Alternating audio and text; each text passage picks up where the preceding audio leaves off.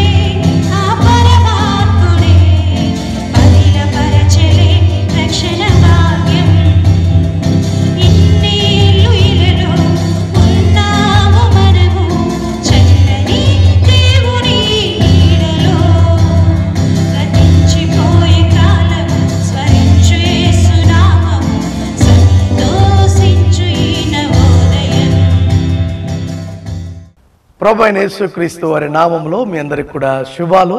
మా voice of break through అనే YouTube channel వీక్షిస్తున్న మీ అందరికీ కూడా బ్రేక్ త్రూ పరిచర్యల నుండి వందనాలు తెలియజేస్తూ ఉన్నాం.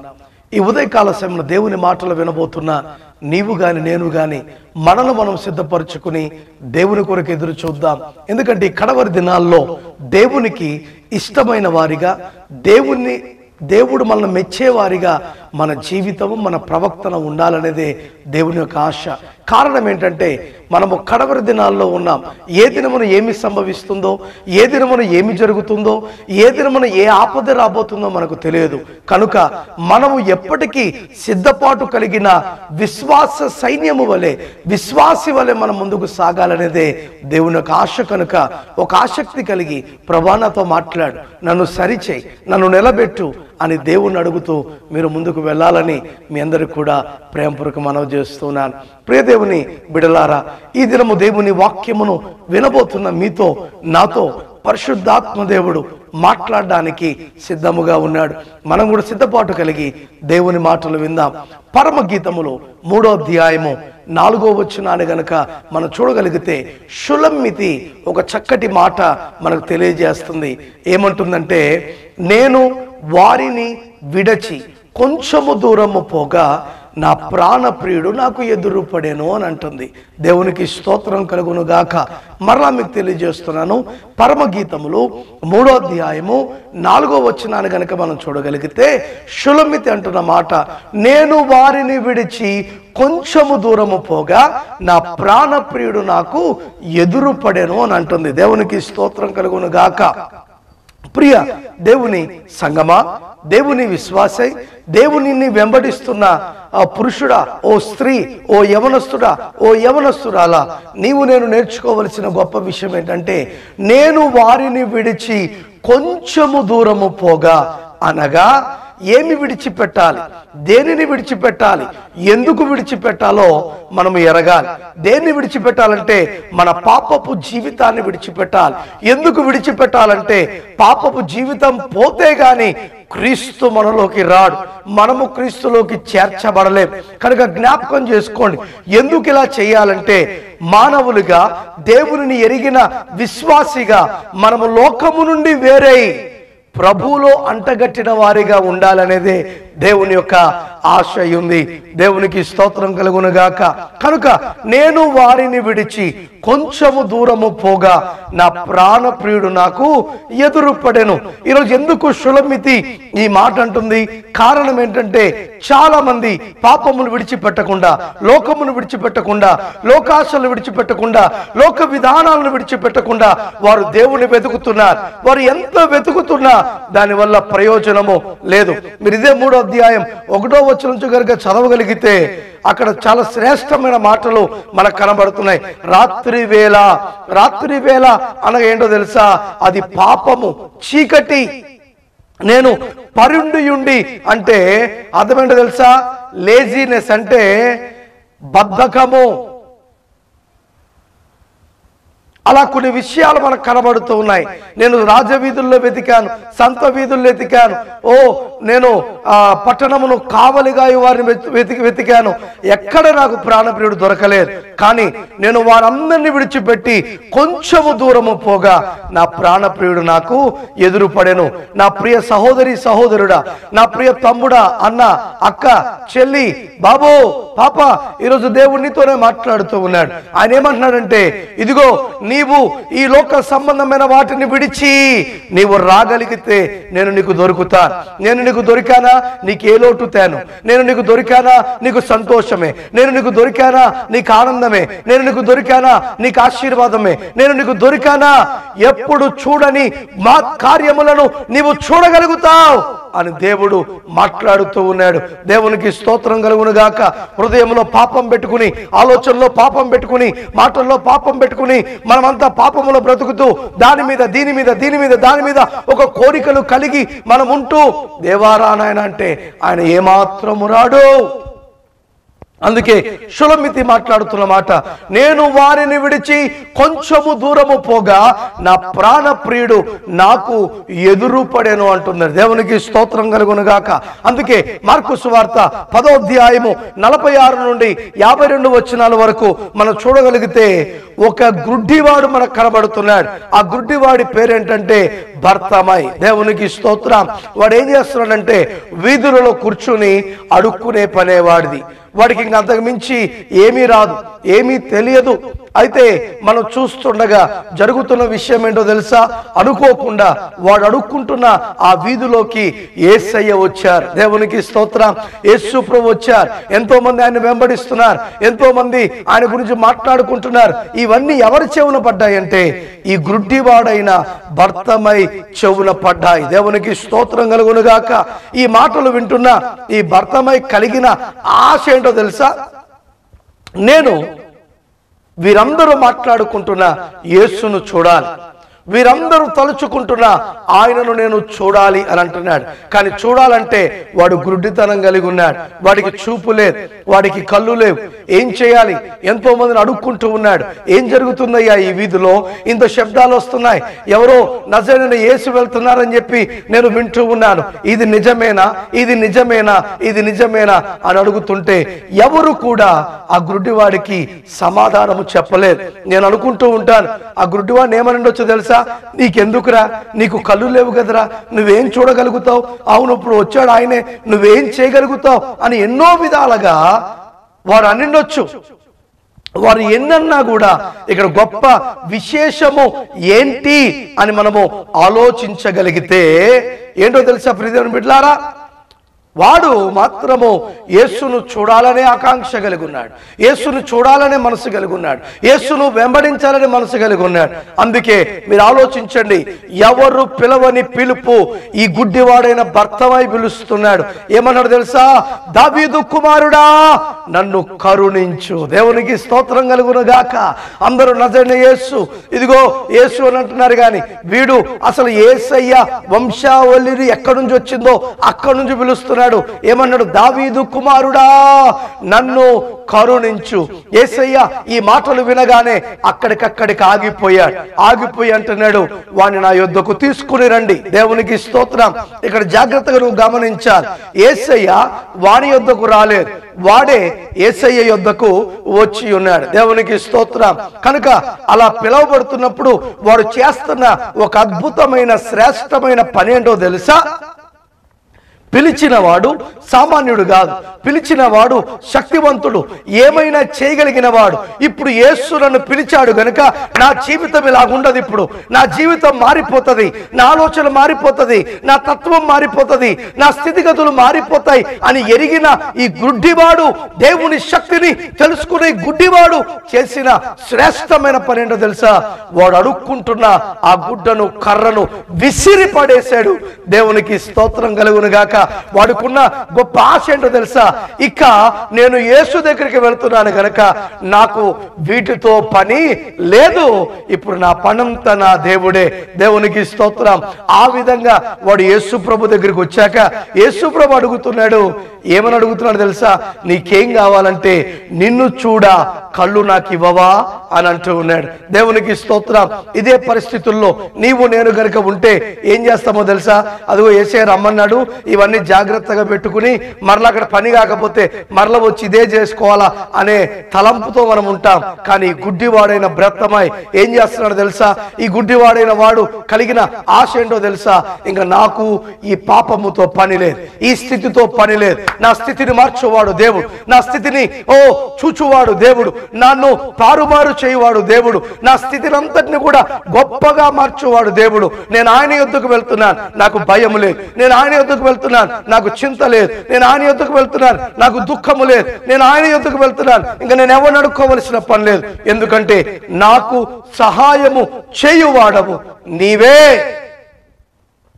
దేవునికి స్తోత్రం కలుగునుగాక. అలా వాడు కలిగిన ఆశను బట్టి నిజముగా వాడు అదే పరిస్థితిలో ఉండి దేవుని వెతికినింటే దేవుడు వానికి దొరికేవాడు కాడండి. వాటిని విడిచిపెట్టేశాడు. అవి నాకొద్దు అని విడిచిపెట్టగా యేసయ్య ఆ గుడ్డి వాడికి చూపునిచ్చాడు. దేవునికి మహిమ కలుగును గాక. ఈరోజు ఒక గుడ్డివాడు చేయగలిగిన పని నువ్వు చేయగలుగుతున్నావా? తాగుతున్నావు, చర్చికి వస్తున్నావు. వ్యభిచరిస్తున్నావు, చర్చికి వస్తున్నావు. బూతులు మాట్లాడుతున్నావు, చర్చికి వస్తున్నావు. మరలా పైకి ఏమంటున్నామంటే నేను దేవుని బిడ్డను సార్, నేను రక్షింపబడ్డాను సార్, నేను చర్చికి వెళ్తాను సార్, నేను కానుకలు ఇస్తాను సార్, నేను దశంభాగాలు ఇస్తాను సార్ అని ఇవన్నీ చెప్తున్నావు. కానీ దేవుడు అంటున్నాడు, నువ్వు వాటిని విడిచిపెట్టకపోతే నేను నీకు దొరకను. ఎస్, షులమితి మాట్లాడుతున్న మాట శ్రేష్టమైన మాట. రాజు నాకు దొరకాలి అంటే, నా దేవుడు నాకు దొరకాలి అంటే, నా మనశ్శాంతి నాకు దొరకాలి అంటే, నా నెమ్మది నాకు దొరకాలి అంటే నేను వారిని విడిచిపెట్టి కొంచెము దూరము పోగా. మీకు ఒక విశేషం చెప్పనా? ఈ పరమ గీతములో ప్రేమికుల మధ్య జరుగుతున్న ఒక యథార్థమైన సంఘటన. ఈరోజు సొలొమోను భక్తుడు యేసుక్రీస్తును పోలి ఉంటే షులమితి సంఘమును పోలి ఉంది. కనుక సంఘమా, నీవు సంత వీధుల్లో నిద్రపోతూ పక్కల మీద రాత్రులు అక్కడిక్కడ సంత వీధుల్లో అక్కడిక్కడ వెతకడం కాదు. నువ్వు వెతకాలి అంటే సమస్తమును విడిచి ఆయన యొద్దకు వస్తే ఆయన నీకు దొరుకుతాడు. నీ ప్రాణప్రియుడు నీకు దొరుకుతాడు. అదే అంటుంది, నేను వారిని విడిచి కొంచెము దూరము పోగా నా ప్రాణప్రియుడు నాకు ఎదురు పడెను. సంగమా, ఈరోజు ప్రియుడు లేకుండా నువ్వు ఆరాధన చేస్తున్నావు, ప్రియుడు లేకుండా వాక్యాలు వింటున్నావు, ప్రియుడు లేకుండా ఆత్మతో నింపబడాలని ఆశతో నీవు ఉన్నావు. ఇవన్నీ జరగాలి అంటే ప్రాణప్రియుడు మన యొద్ద ఉండాలి. ప్రాణప్రియుడి యొద్దకు మనం రావాలి. ప్రాణప్రియుడి యొద్ద మనం ఉంటేనే ఆయన మనతో సహవాసము చేయడానికి ఆయన ఇష్టపడుతూ ఉన్నాడు. దేవునికి స్తోత్రం కలుగునుగాక. కనుక ఈ గుడ్డివాడు ఏం చేశాడంటే వాడి చేతిలో ఉన్న కర్రను, ఆ బట్టను, లేదంటే ఆ చిప్పను ఇసిరి పడవేసి నాకేమొద్దు, నాకు యేసు ఉంటే చాలని వచ్చాడు. వాడు ఆశపడినట్టే అద్భుతమైన కార్యాన్ని వాడి జీవితంలో చూశాడు. దేవునికి స్తోత్రం. ఇంకా మనం అలాగే చూసుకుంటుంటే యోహాను సువార్త 4వ అధ్యాయంలో ఒక సమరయ స్త్రీ కనబడుతుంది. ఆ సమరయ స్త్రీ నీళ్లు చేరుకోవడానికి యాకోబు బావి దగ్గరికి వచ్చింది. అయితే అదే సమయంలో యేసు ప్రభువారు ఆ గ్రామాన్ని దాటుకుంటూ వెళ్తూ ఎందుకో శిష్యులకు ఆకలి వేసినట్టుంది. శిష్యులు అన్నారంట, అయ్యా మీరు ఇక్కడ కూర్చోండి, మేము ఊర్లోకి వెళ్ళి ఏమైనా రొట్టెలు ఏమైనా ఉంటే తీసుకుని వస్తాం తిందామని చెప్పానంటే సర్లేని ఏసీ అక్కడ కూర్చున్నాడు. కానీ ఏసీ అక్కడ కూర్చోడానికి గల కారణం ఈ వాక్య భాగాన్ని మనం చదువుకుంటే తెలుస్తుంది. అయితే ఆమె నీళ్లు చేరుకోవడానికి వచ్చింది. నీళ్లు చేరుకోవడానికి వచ్చిన ఆమె దగ్గరకు యేసయ్య అంటున్నాడు, నాకు కొన్ని నీళ్ళు ఇవ్వగలుగుతావా అని అన్నాడు. అప్పుడు ఆమె అంటున్న మాట ఏంటో తెలుసా? మీరు మాతో మాట్లాడరు కదా, మేము ఇచ్చినవి మీరు పుచ్చుకోరు కదా, మీరు ఫలానా కదా, నేను ఫలానా కదా అని మాట్లాడుతుంది. కానీ అక్కడ జరుగుతున్న సంభాషణ ఏంటో తెలుసా? యేసు ప్రభు అంటున్నాడు, నువ్విచ్చిన నీరు తాగితే నేను మరలా దప్పిగొంటాను, కానీ నేనిచ్చు నీరు తాగితే నువ్వు ఎన్నటికీ దప్పిగొనవు. దేవునికి స్తోత్రం. విచిత్రం ఏంటంటే ఆ విధంగా కలిసిన ఆ సంభాషణలో యేసు ప్రభు వారు ఆమెతో మాట్లాడుతూ ఉంటే ఆమె బ్రతుకంతా యేసయ్య బయటికి పెట్టాడంట. యేసయ్య పెట్టాడు, బయటికి పెట్టాడు. ఇప్పుడున్న భర్త కూడా నీవాడు కాదు కదా, నీకు 5 పెనిమిట్లు ఉన్నారు కదా, ఇప్పుడున్నోడు కూడా నీవాడు కాదు కదా, ఏంటి నీ పరిస్థితి అని చెప్పగానే ఆమె అవాకై, అయ్యి బాబోయ్, నేను కలుసుకున్న ఈ వ్యక్తి సామాన్యమైన వాడు కాదని చేసిన శ్రేష్టమైన పని ఏంటో తెలుసా? తెచ్చిన కుండను విడిచిపెట్టిందంటే కుండ పగిలిపోయింది. ఈమెం చేసిందో తెలుసా? ఆ స్థితిగతులను తెలియజేసిన దేవుని గురించి చెప్పడానికి ఎక్కడికి వెళ్ళిందో తెలుసా అండి? గ్రామంలోకి వెళ్ళింది. దేవునికి స్తోత్రం. శిష్యులు కూడా గ్రామానికి వెళ్ళారు. ఎందుకు వెళ్ళారు? రొట్టె ఏమైనా దొరుకుతుందేమో, ఆకలి తీర్చుకోవడానికి ఏమైనా దొరుకుతుందేమో అని వెళ్ళారు. కానీ ఈమెం చేస్తుందో తెలుసా? ఓ నశించిపోతున్న ఆత్మలను ప్రభు యొద్దకు తీర్చడానికి వెళ్తుంది. ఈమె కుండను విడిచిపెట్టి పగిలిపోగానే పరిగెత్తుకుంటూ గ్రామంలోకి వెళ్ళి మాట్లాడుతున్న మాట ఏంటో తెలుసా? నేను ఒకరిని కనుగొంటిని, ఆయన నా గురించి సమస్తమును చెప్పాడు, రండి. ఆయన ఇంకనూ యాకోబు బావి దగ్గర ఉన్నాడు. దేవునికి స్తోత్రం కలుగును గాక. ఎంత శ్రేష్టమైన విషయం! ఎందుకు యేసు ప్రభు ఆ పాపాత్మురాలైన స్త్రీతో మాట్లాడాడు?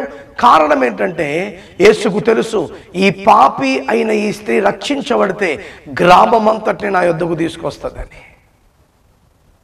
అంటే 4 నెలల్లో జరగవలసిన పరిచర్య అంతా కూడా అదే క్షణంలో జరిగింది. మీరు అలాగే చదువుకుంటూ వెళ్తే శిష్యులు వచ్చి అంటున్నారు, అయ్యా ఆహారం తినండి. యేసు ప్రభు అంటున్నారు, నా ఆహారము తండ్రి చిత్తమును నెరవేర్చుటే. ఇంకా గొప్ప విషయం ఏంటి తెలుసా? ఈ పాపాత్మురాలైన స్త్రీలో దేవుడు ఏం చూడగలిగాడంటే పంటను చూడగలిగాడు. కోతను చూడగలిగాడు. కోత చేతికి వచ్చింది, అందుకే ఒక్క పాపి రక్షించబడింది. ఊరంతటిని యేసు పాదముల దగ్గరకు తెచ్చింది. ఈ పాపి రక్షించబడ్డానికి ఊరంతటిని యేసు ప్రభు దగ్గరికి తేవడానికి గల కారణం ఏంటో తెలుసా? ఆ పాపాత్మురాలైన సమరయ్య స్త్రీ యొక్క కుండ పగిలిపోయింది. ఆ కుండను విడిచిపెట్టేసింది. నాకు ఎందుకు వచ్చిన గొడవ? నేను నీళ్ళ కోసం వచ్చాను, నీళ్లు చేరుకుని వెళ్ళిపోతాను అని అనుకుని ఉండొచ్చు. కానీ వచ్చిన పనినే విడిచిపెట్టి ఈ పని కాదు నాకు ముఖ్యం, ఇప్పుడు దేవుని పనే నాకు ముఖ్యమని ముందుకు వెళ్ళింది. ఈరోజు సంగమా, ఈరోజు విశ్వాసి, ఈరోజు దేవుని బిడ్డలమని చెప్పుకుంటున్న నీవు ఇతరులకు ఏ మాదిరి చూపించగలుగుతున్నావు? ఇతరులకు ఏమి నువ్వు కనుపరచగలుగుతున్నావు? దేవుడు నేను చెప్తున్నాను, కొంతమందిని ఆశీర్వదించాడు, కొంతమందిని దీవించాడు. నీ మాట వినేవారు అనేక మంది. వారికి నువ్వు క్రీస్తుని గురించి చెప్పగలుగుతున్నావా? క్రీస్తు మార్గాన్ని చెప్పగలుగుతున్నావా? క్రీస్తు మార్గాన్ని చూపించగలుగుతున్నావా? క్రీస్తు ప్రేమను చూపించగలుగుతున్నావా? క్రీస్తు తత్వాన్ని చూపించగలుగుతున్నావా? క్రీస్తులో ఉన్న స్వభావాన్ని నువ్వు ఇతరులకు కనుపరచగలుగుతున్నావా? ఆలోచించి ఒక్కసారి ప్రియ దేవుని బిడ్డ.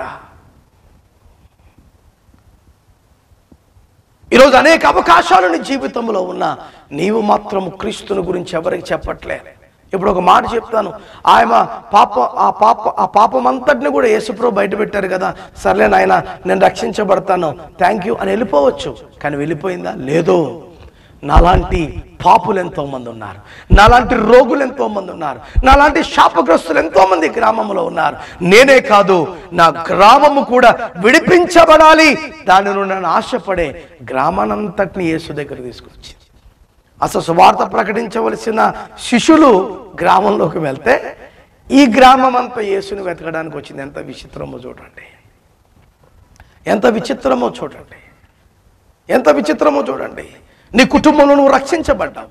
రక్షింపబడిన తర్వాత ఈ రక్షణ ఎంతమందికి నువ్వు చూపించగలిగావు? ఎంతమందికి నువ్వు మాదిరికరమైన స్థితిని చూపించగలిగావు? ఆలోచించగలుగుతున్నావా ప్రియ దేవుని బిడ్డ? నేను నాది అంటే కుదరదు అక్కడ. యేసు ప్రభు వారు కూడా అలాగే అనుకుంటే ఈరోజు ఎవరికి రక్షణ వచ్చేది కాదు. ఎవరికి రక్షణ వచ్చేది కాదు. ఎవరికి రక్షణ వచ్చేది కాదు. అందుకే ప్రియ దేవుని బిడ్డలారా, మొదటి యోహానుకు రాసిన పత్రిక 1వ అధ్యాయం 6వ వచనంలో కనుక చూస్తే, ఆయనతో సహవాసము చేస్తూ కూడా మనము పాపములో నడిస్తే మనము సత్యవంతులము కాదు అని దేవుని వాక్యం తెలియజేస్తుంది. ఏంటంటే ఆయనతో సహవాసము చేస్తూ ఆయనతో నడుస్తున్నాం అనుకుంటూ కూడా చీకట్లో నడుస్తున్నాం అనుకో, పాపములో మనం ఉన్నామనుకో, మనము సత్యముతో జీవిస్తున్న వారము కాదు, అసత్యముతో జీవిస్తున్న వారం మనం. ఇది సత్యమా నువ్వు చెప్పవలసిన పని లేదు. నీ ప్రవక్తన ద్వారా అది నిజమా కాదా ఇతరులకు దేవుడు బయలుపరిచే స్థితిలో ఉంటాడు. ఇంకా మనం చూడగలిగితే ఇదే మొదటి యోహానుకు రాసిన పత్రిక 1వ అధ్యాయము 9వ వచనంలో కనుక చూడగలిగితే ఏమంటున్నాడు?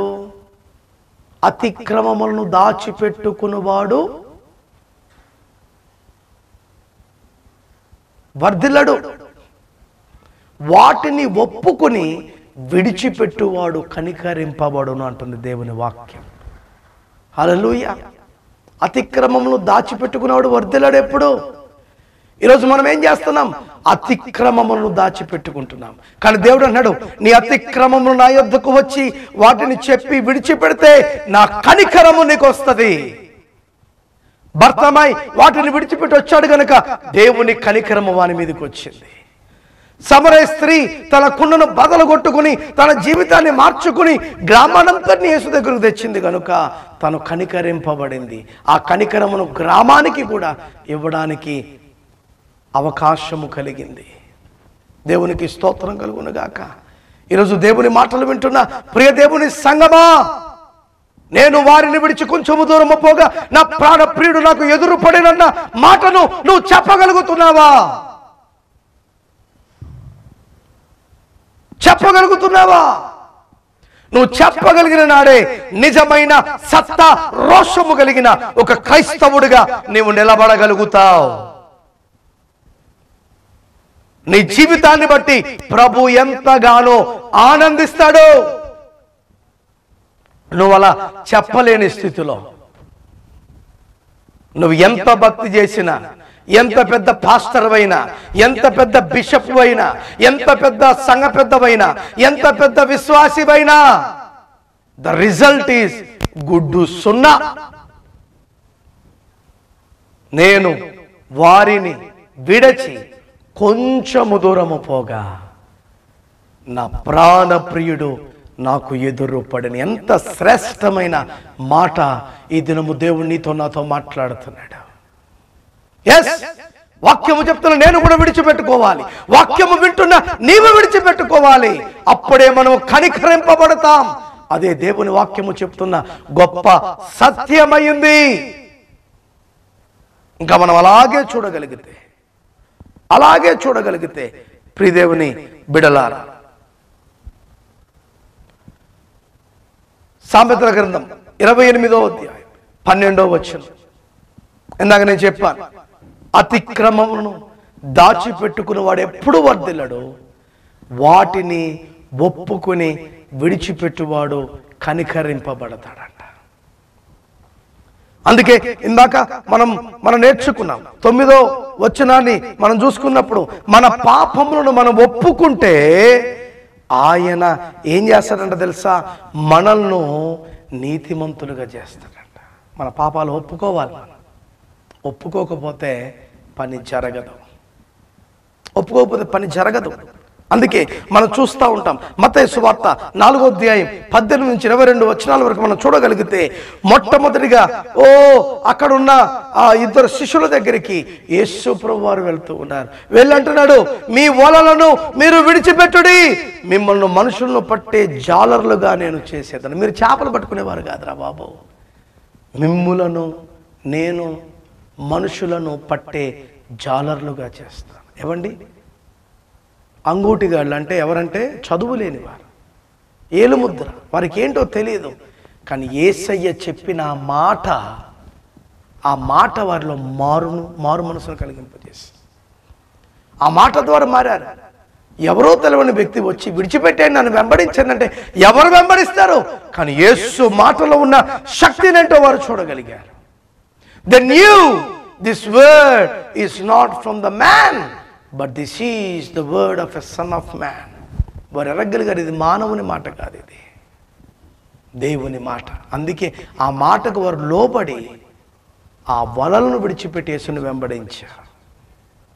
ఈరోజు దేవుని మాట వింటున్నా నీవు ఏం విడిచిపెట్టగలిగావు? దేవుని కొరకు ఏం వదులుకోగలుగుతున్నావు?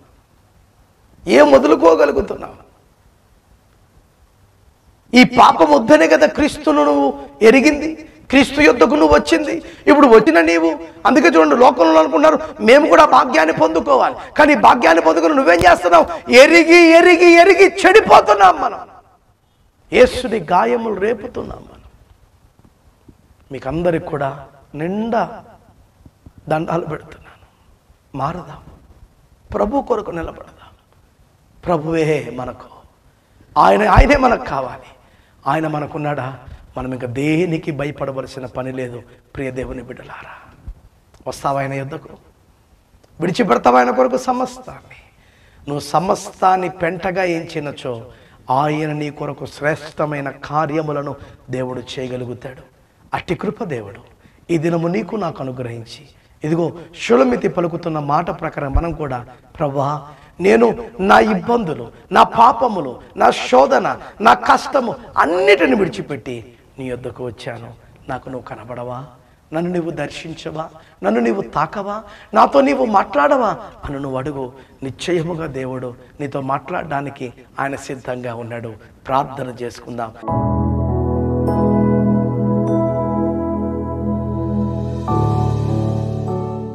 పరిశుద్ధుడా, నీ పాదములకు స్తోత్రం. పాపులమైన మా జీవితాలకు నువ్వు ఇచ్చిన శ్రేష్టమైన మాటను బట్టి నీకు వందనాలు ప్రభువా. నేను వారిని విడిచి కొంచెము దూరము పోగా నా ప్రాణప్రియుడు నాకు ఎదురుపడేనంటున్నావు ప్రభువా. మేము కూడా మా చెత్తలో నుండి, మా పాపంలో నుండి, మా చెడు తలంపుల నుండి బయటకు వచ్చే కృప దయచేయండి. మేము కూడా నేను చూచే అనుభవాన్ని మాకు దయచేయండి. గురుడివాడిని మేము చూడగలిగాం, పాపాత్మురాలైన స్త్రీని మేము చూడగలిగాం, మొట్టమొదటి నేను వెంబడించిన శిష్యులైన ఇద్దరిని మేము చూడగలిగాం. అందును బట్టి నీకు వందనాలు నాయన.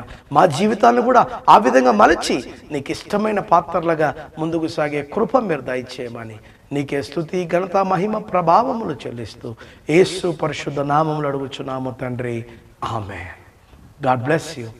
దేవుడు మిమ్మల్ని, మీ కుటుంబాలను దీవించును గాక. ఆమేన్.